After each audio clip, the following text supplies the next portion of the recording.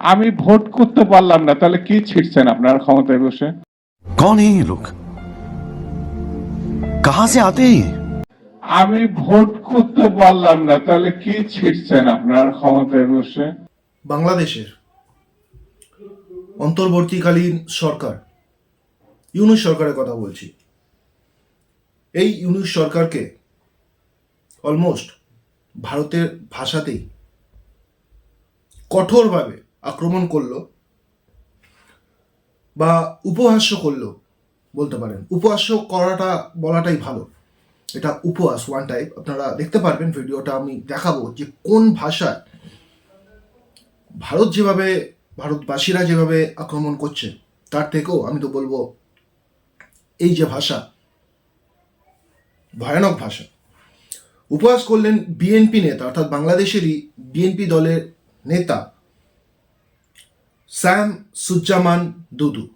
হ্যাঁ, স্যাম সুজ্জামান দুদু কি বলছেন এই বাংলাদেশের বর্তমান অন্তর্বর্তীকালীন সরকারকে শোনাব।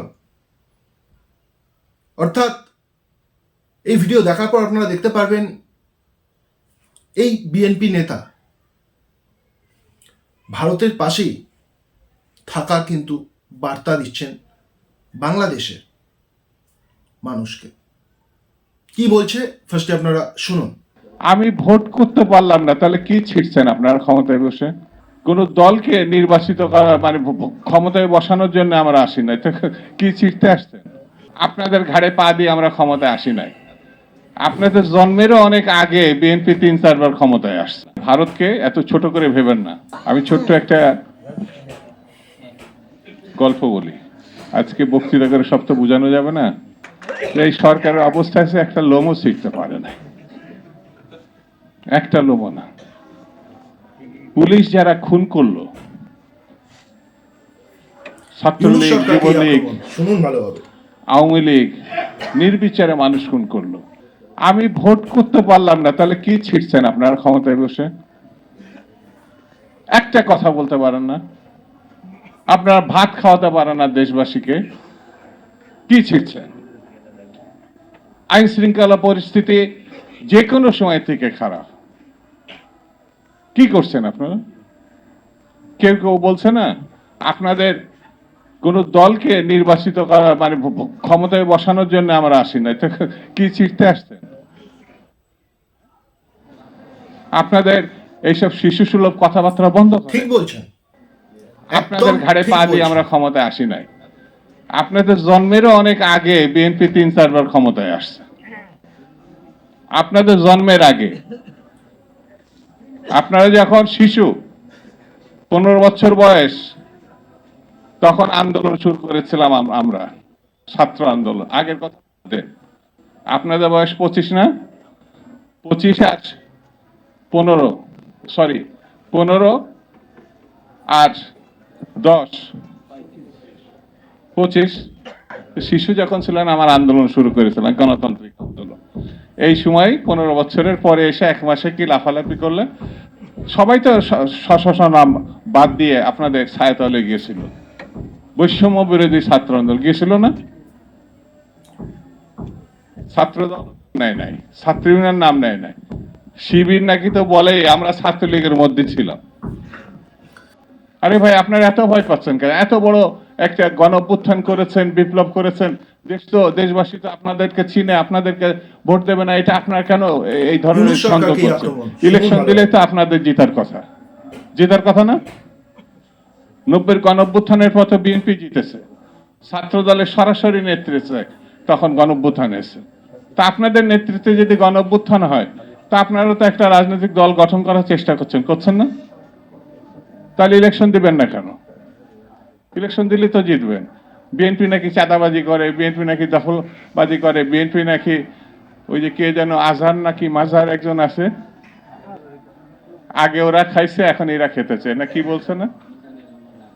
ভারতকে এত ছোট করে ভেবেন না। সরকারের উদ্দেশ্য বলি, ভারত আর সীমাহীন লুটপাটের যে টাকা শেখ হাসিনার, প্রচুর অস্ত্র তার কাছে আছে। এই শক্তিকে ছোট করে দেখা, আন্দোলনকারী শক্তিদেরকে আমি বলবো একটু হুঁশে থাকতে হবে, এদের থেকে আমরা কিছু নিতে পারিনি। এই সচিবালয় এখনো হচ্ছে আওয়ামী লীগের।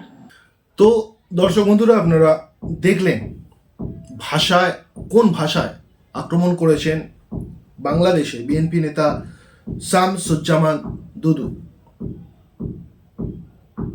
তবে ঠিকই বলেছেন, 5 মাস হয়ে গেল বর্তমান বাংলাদেশের অন্তর্বর্তীকালীন সরকারের কথা বলছি। তো এই 5 মাসে দেশের অর্থাৎ বাংলাদেশের কোন উপকারটি করেছে? বাংলাদেশে সাধারণ মানুষ ঘুমাতে পারছে না। যারা সংখ্যালঘু সম্প্রদায়, হিন্দুরা, ভুল বললাম, শুধু হিন্দু না, সংখ্যালঘু বলতে বাংলাদেশে খ্রিস্টানও আছে, সেই সম্প্রদায়ের মানুষেরা মোটেই কিন্তু শান্তিতে নেই।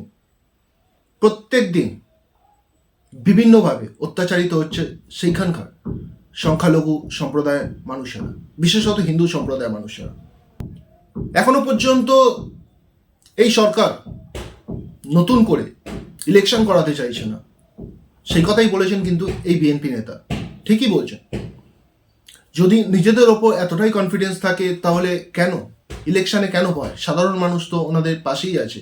আমি অন্তর্বর্তীকালীন সরকারকে বলছি, ইউনিট সরকারকে বলছি, তো ওনাদের পাশেই আছে। তো ওনাদের ভয় কেন? কিসের জন্য এই ভয়? নির্বাচন কেন করাচ্ছে না? দুমুঠো ভাত পর্যন্ত ঠিকঠাক খেতে পারছে না বাংলাদেশের সাধারণ মানুষেরা। জিনিসপত্রের দাম কিন্তু বৃদ্ধি পেয়েছে আগের থেকে। অর্থাৎ বাংলাদেশে স্বাধীনতার পরবর্তীকালীন যে রাজনীতি যত বছর গেছে তার মধ্যে এখনো পর্যন্ত সবথেকে সবথেকে খারাপ অবস্থার মধ্যে দিয়ে যাচ্ছে কিন্তু বর্তমান বাংলাদেশ।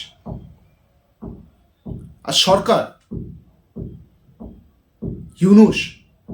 ডক্টর ইউনূস, তিনি সেই সমস্যার সমাধান তো করতেই পারছেন না, উল্টে দেখা যাচ্ছে তিনি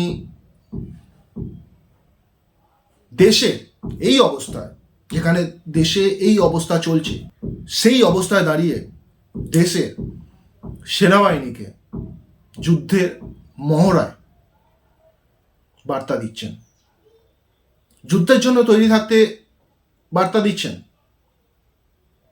কার উদ্দেশ্যে এই যুদ্ধের বার্তা?